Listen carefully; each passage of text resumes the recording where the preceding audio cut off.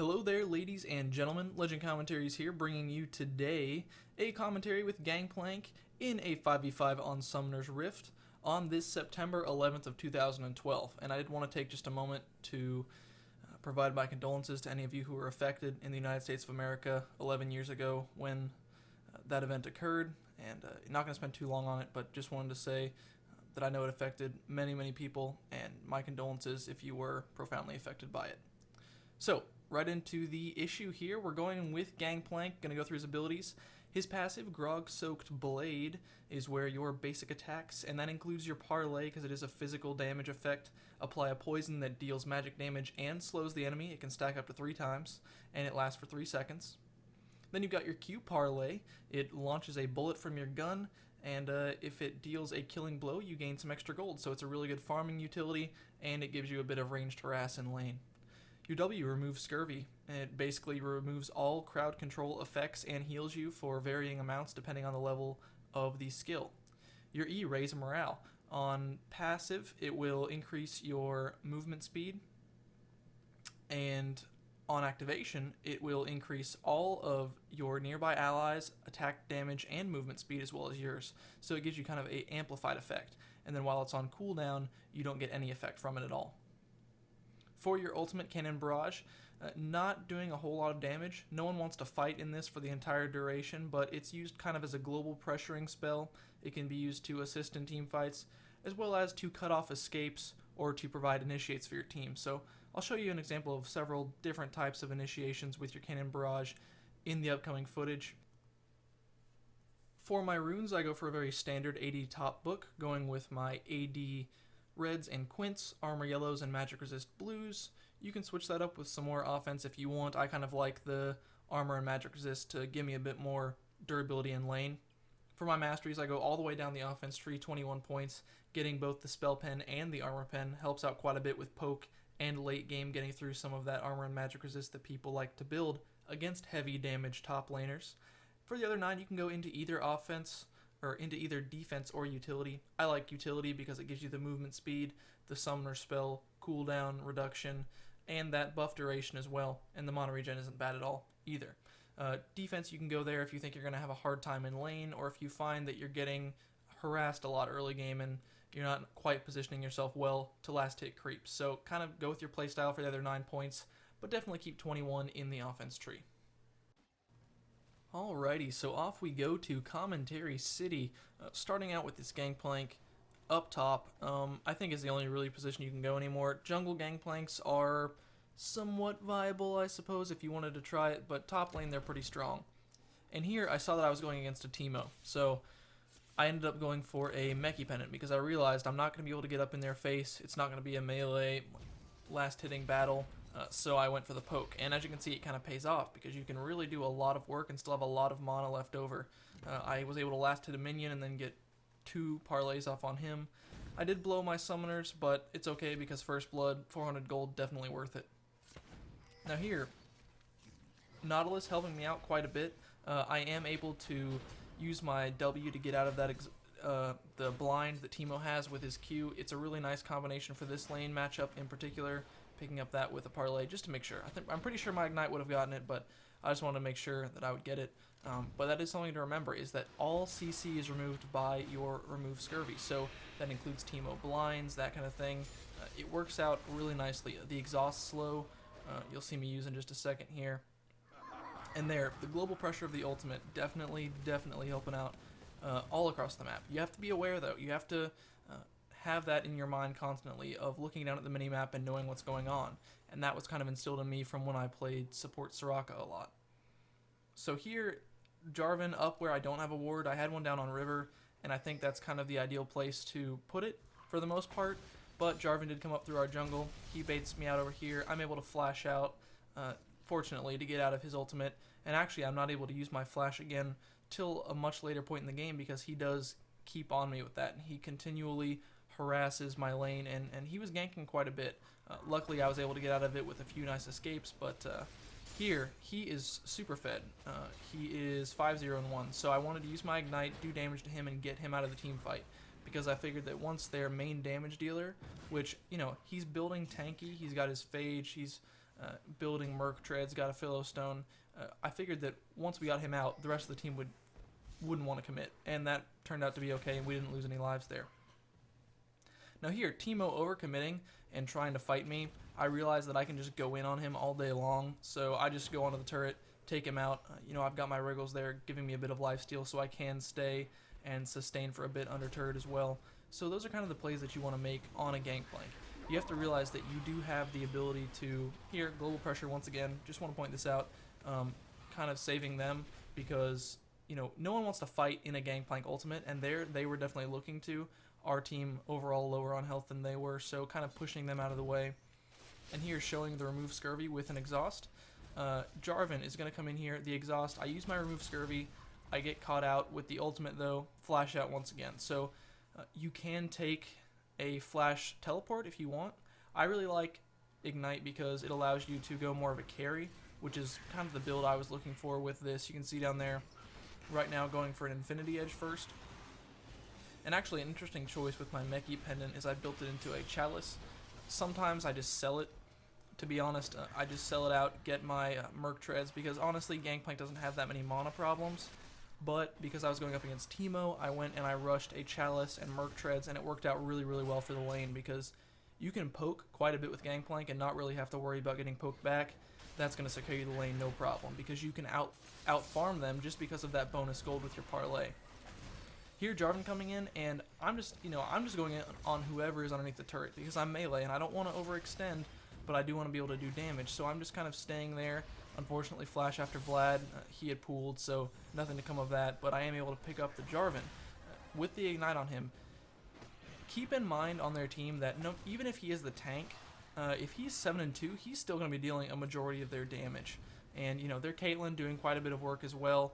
But here, able to just kind of pick up people with the poison. There, I got a kill on Vlad with the poison. Here, Teemo gets picked up with the poison, showing that your poison is actually pretty strong. Grog Soaked Blade, even with just one stack, it can be enough to avoid those annoying situations where you get out with the enemy having 1 or 2 health. So that is a really nice aspect of Gangplank.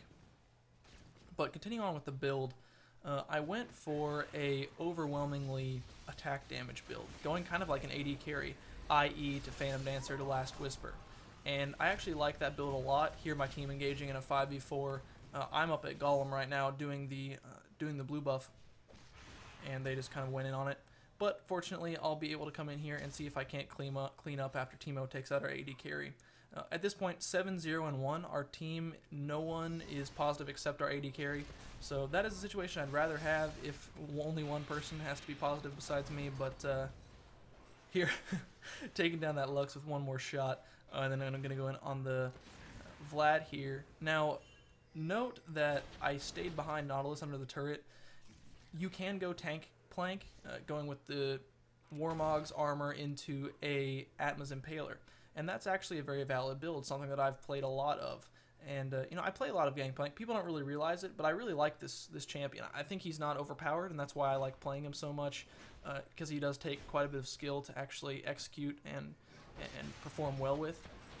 So you can go Warmog's Atmas. This game I didn't because we had the Nautilus tanking, and unfortunately he turned out to be pretty stupid. So I might have been more beneficial to my team going tankier, being able to have kind of that sustained damage and being a focus for the enemy team. Here, after they took out Nautilus, they go for Baron because, it's a 4v5. But little did they know, our Nautilus was basically a monkey playing at his keyboard.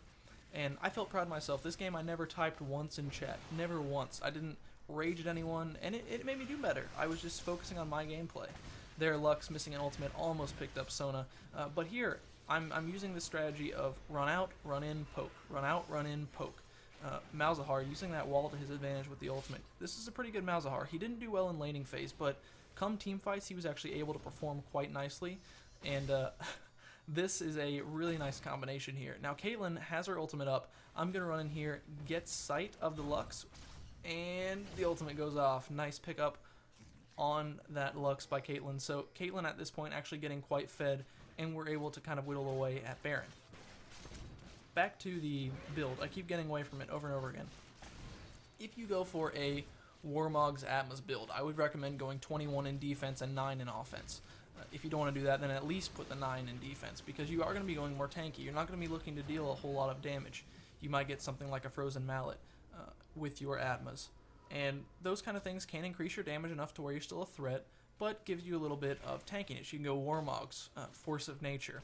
It ended up here end game I went for a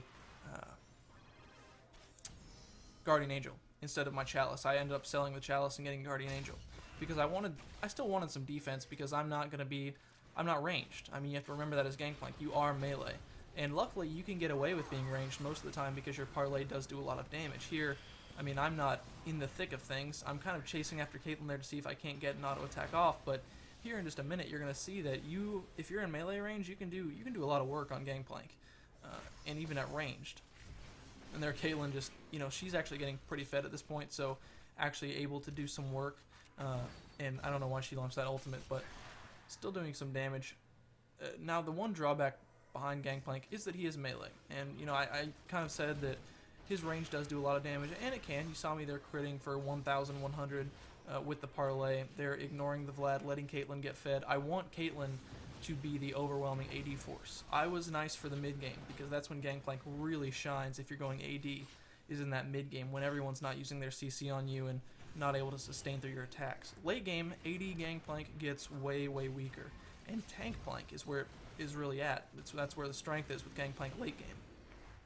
So I like going for the Warmogs if you're looking for a more late game focused, if you don't have a tank on your team, and the AD if you're thinking that you're going to be able to get away with it. They're Teemo taking out Caitlyn. We don't have our AD anymore, but I was just like, you know what, we're going to finish up this inhib. Let's push the lanes. Let's get it out as far as we can while we have this advantage. Because, we're only ahead by 9 kills. We do have about a 10k gold advantage, but that was only recent because of these team fights. So, we weren't ahead in the beginning of the game. It was actually pretty even. So now kind of able to just push up this lane, keep them in their base, because we don't want them to be able to push up our mid. And, oh man, here it comes, the first death of the game. Spoilers. Jarvan traps me. I'm able to lifesteal up and kill him under turret.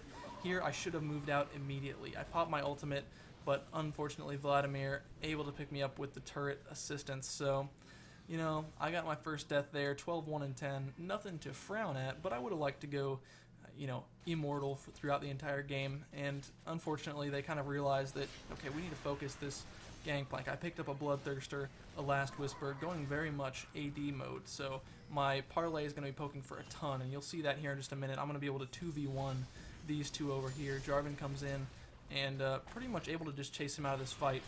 Grog-soaked Blade, applying that slow, Meek, chasing after him, getting off a bunch of crits, and they're going to pick him up fairly easily. One-shot that Lux, no big deal. Come back in, and they're able to pick up Dragon, and Caitlyn runs in. I'm not really sure what this enemy Caitlyn was doing, but ours has no problem picking her up. For runes, I think the only way to go is really with the AD Quints and Marks, and then getting the armor yellows and magic resist blues. I don't see a whole lot of alternative there unless you want to go magic resist per level. Now I saw Teemo, so I was thinking to myself, okay, what we're going to do is we are going to go with the magic resist just flat. And there I should have ran in life stolen from one of those minions. Oh man, my voice is so strained today. I feel like I'm in puberty again. But going in on Baron here, just two-manning it with Caitlyn and myself, because we're both AD. We both have a lot of damage, and then Sona comes in. She's got her auras to provide us with, and we're able to take it out fairly easily. Now, the enemy team was moving in on it, and that is where this next misstep comes. Now, on Gangplank, if you're fed, you can get really cocky, and that's what I was doing this game. Is early game, I was playing super conservative, playing it very safe, and staying back and running out poking. Here, I'm like, you know what? I feel like Tankplank late game, so I completely just charge into this jungle. I'm like, who the boss? I the boss.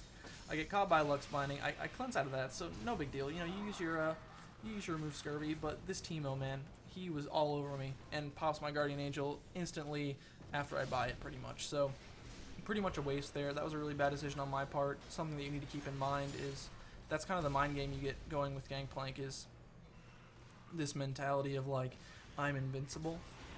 And that's actually the last fight of the game. They surrender here shortly thereafter. Luckily, we are able to do complete work on their team. Malzahar landing yet another ult on the exact same person over the wall, so really, really nice work by these two. Caitlyn's Guardian Angel popping. Glad we let her get that farmed up. She was actually discussing that earlier, and she picks up a nice triple kill for the team. So we pick up the ace. They're going to surrender here. I hope you guys enjoy this commentary. Trying to get back on my feet in terms of commentaries and what we want to use to, I don't know, kind of get back into this whole mode of getting all these commentaries done by the end of 2012. Hope you guys enjoyed it. Pick up Gangplank in the store. Go try them out. Use this build. Use Tankplank. And just enjoy playing a pirate in League of Legends. Love you guys, and I will talk to you next time.